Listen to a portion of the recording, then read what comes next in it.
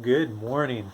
This is the next day. So I was working on the Zuzu Trooper last night, and what I've got done now is top end of the engine is removed, and all the accessories are loose. You can't get the AC compressor out until you actually lift the engine up.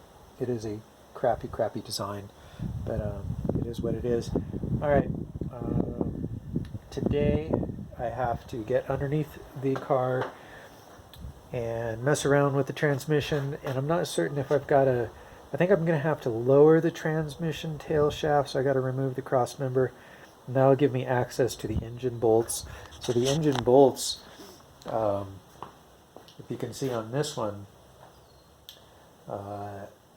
what you can't see is that this is actually protruding over the engine bolts, and you cannot get to the engine bolts from inside the engine compartment, which is a crazy design, but engineers. This is a donor 6VD1W, which has the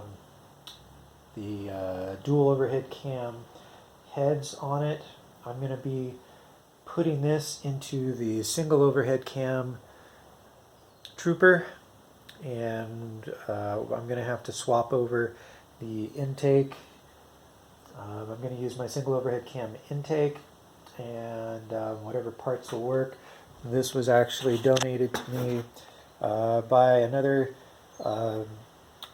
a Trooper enthusiast. He had this one extra. He swapped over to a diesel engine, and so this is supposedly a known good running engine, and the difference is it's a dual overhead cam setup versus the original single overhead cam setup.